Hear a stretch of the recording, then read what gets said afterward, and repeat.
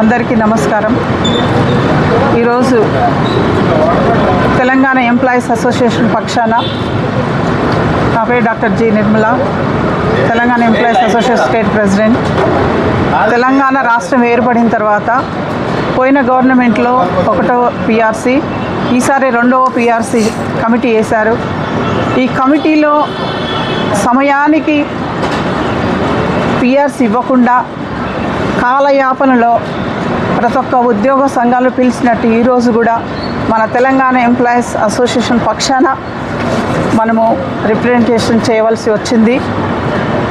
మనకు కావాల్సిన బెనిఫిట్స్, మనకు కావాల్సిన అవసరాలకు నిమిత్తముగా ఈ రోజులలో తిరిగి అందరికీ తెలుసు, ప్రతి ఒక్క వారికి తెలుసు ఉద్యోగస్తులకు ఏమి అవసరమో, ఎవరెవరిని ఏ డిపార్ట్మెంట్లో అపాయింట్